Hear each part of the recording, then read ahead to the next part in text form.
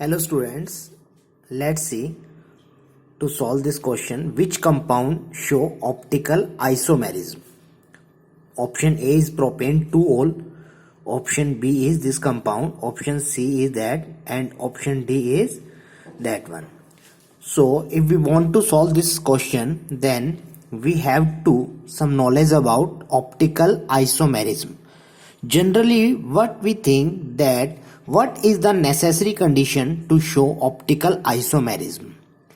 That necessary condition should be unsymmetry.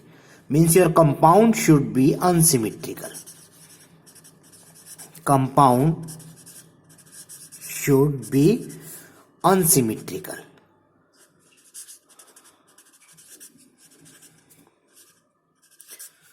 Means that compound should not have plane of symmetry or center of symmetry और alternating axis of symmetry. यानी आपका जो compound है वो unsymmetrical होना चाहिए. यही एक कंडीशन होती है ऑप्टिकल आइसोमेरिज्म शो करने के लिए. बट जनरली हम लोग क्या सोचते हैं कि कंपाउंड में कायरल सेंटर होना चाहिए. मैं फिर से रिपीट कर रहा हूं, chiral centre is not a necessary condition to show optical isomerism. बहुत से कंपाउंड ऐसे होते हैं जिनमें कायरल सेंटर नहीं होता या कायरल कार्बन नहीं होता. कायरल कार्बन नहीं होता फिर भी वो ऑप्टिकली एक्टिव होते हैं.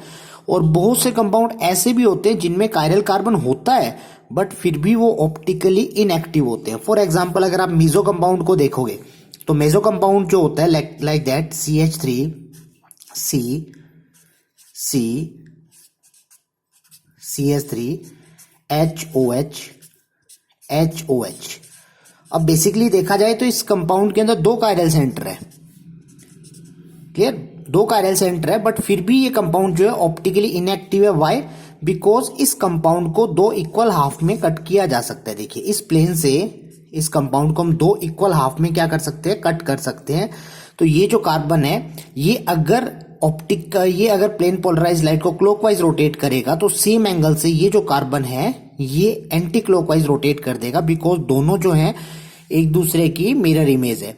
तो आपकी जो प्लेन पोलराइज लाइट है उसमें रोटेशन, जो नेट रोटेशन होगा वो जीरो होगा. Means plane polarise light directly pass हो जाएगी without rotation.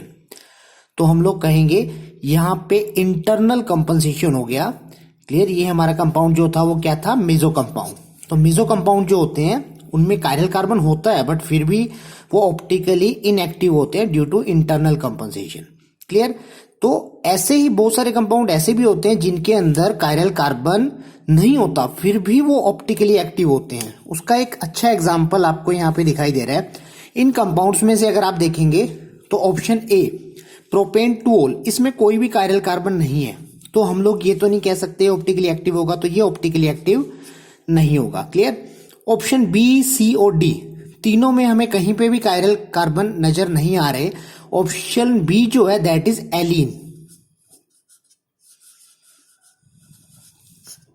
And option C is substituted एलीन.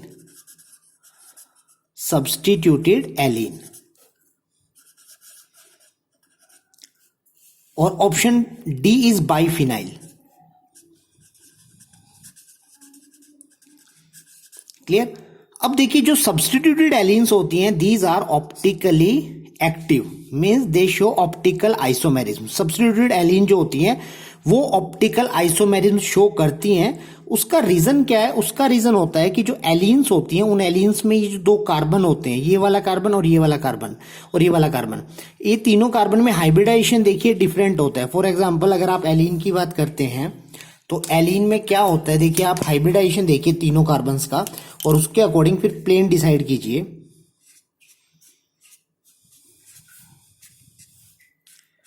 यहां पे ये जो कार्बन होता है that is sp2 hybridised, that is also sp2 hybridised but that carbon is sp hybridised. तो इसकी वजह से इन तीनों कार्बन के प्लेन जो होते हैं वो डिफरेंट होते हैं. ये जो कार्बन है ये देखिए ये इस प्लेन में है और ये वाला कार्बन जो होता है दैट इज लाइक दैट.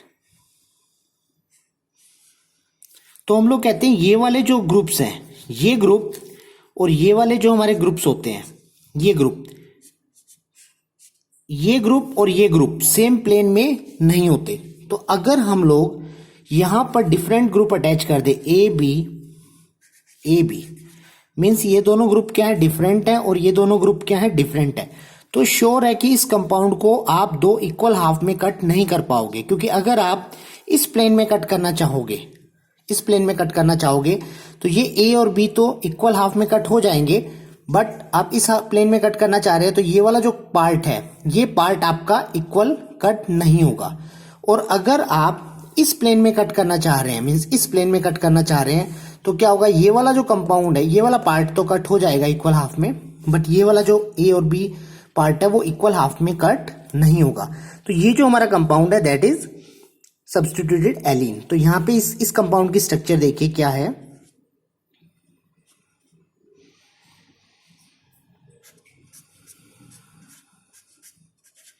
यहां पे CH3 है, so H means A and CH3 means B, H means A and CH3 means B। तो ये कंपाउंड जो है हमारा सब्स्टिट्यूटेड एलीन है लाइक दैट। तो यहां पे इन ग्रुप्स के प्लेन में और इन ग्रुप्स के प्लेन में क्या होगा, डिफरेंस होगा।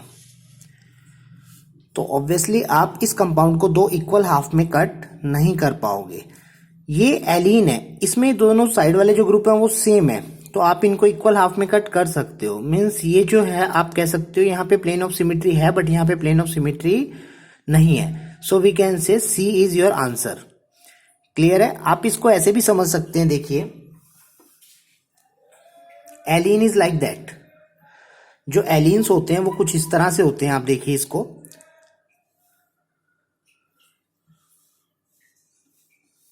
Like that. ये देखिए ये इस तरह से एलीन की स्ट्रक्चर है हमारे पास। अब अगर आप समझें तो ये वाला ग्रुप और ये वाला ग्रुप, ये दोनों ग्रुप जो हैं वो डिफरेंट प्लेन में है, और ये जो हैं आपके ये दोनों ग्रुप जो हैं वो इसके कंपैरिजन में डिफरेंट है। मींस इन दोनों का प्लेन और इन दोनों का प्लेन क्या है, डिफरेंट है। तो अगर आप इस कंपाउंड को इस तरह से कट करते हैं, इस प्लेन में कट करते हैं, तो ये वाले ग्रुप अगर दोनों, ये वाले ये ग्रुप और ये वाला ग्रुप, अगर ये दोनों ग्रुप डिफरेंट है तो क्या होगा, ये दोनों तो इक्वल कट हो जाएंगे इस प्लेन में, बट क्योंकि ये प्लेन यहां से जाएगा तो ये वाला ग्रुप और ये वाला ग्रुप अगर डिफरेंट है तो इक्वल हाफ में कट कंपाउंड, कंप्लीट कंपाउंड नहीं हो पाएगा। अगर आप सपोज कीजिए एक प्लेन यूं लेकर आते हैं, अगर आप इस प्लेन में कट करने की कोशिश करते हैं अप टू डाउन, तो ये वाला ग्रुप इक्वल हाफ हो जाएगा, हाफ इधर आ जाएगा, हाफ इधर आ जाएगा, नीचे वाला ग्रुप जो है वो भी हाफ इधर हो जाएगा, हाफ इधर हो जाएगा। अगर आप ऐसे अप टू डाउन एक प्लेन लेकर आते हैं, बट अप टू डाउन लेकर आएंगे तो ये वाला ग्रुप और ये वाला ग्रुप जो है, जो कि दोनों डिफरेंट है, तो ये वाला पार्ट जो है, ये वाला पार्ट, ये इक्वल हाफ में कट नहीं होगा। तो कंडीशन क्या है, एलीन तभी ऑप्टिकली एक्टिव होते हैं जब इन दो साइड वाले जो दो कार्बन है उन पे 1 and 2 ये दोनों ग्रुप क्या होने चाहिए, डिफरेंट होने चाहिए। तो हम लोग कह सकते हैं कि जो सब्स्टिट्यूटेड एलीन्स होती हैं उनमें कायरल कार्बन नहीं है, but they are optically active. So optical isomerism के लिए जो नेसेसरी कंडीशन होती है, that condition is asymmetry of compound, not chiral carbon. Asymmetry of compound होना चाहिए। हाँ, ये बात अलग है कि अगर कंपाउंड में एक कायरल कार्बन होता है तो श्योर है कि वो ऑप्टिकली एक्टिव होता है, क्योंकि अगर एक कायरल कार्बन कंपाउंड में होगा तो वो कंपाउंड जो है हमारा वो अनसिमेट्रिकल हो जाता है, मतलब उसमें डिसिमेट्री आ जाती है। दैट्स वाई वो क्या होता है, ऑप्टिकली एक्टिव होता है। बट अगर दो या दो से ज्यादा कायरल कार्बन होते हैं तो हमें देखना पड़ता है कि वो ऑप्टिकली एक्टिव होगा या नहीं होगा, हमें सिमेट्री चेक करनी पड़ती है। फॉर एग्जाम्पल वो मेसो कंपाउंड भी हो सकता है। Okay, so every time we should observe.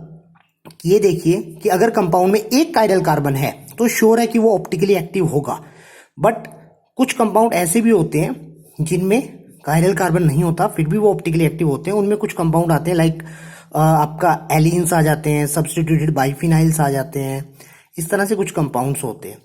Okay, तो इन कंपाउंड्स का डिस्कशन हम लोग हमारे नेक्स्ट वीडियो में करेंगे। So watch for next video. Thank you.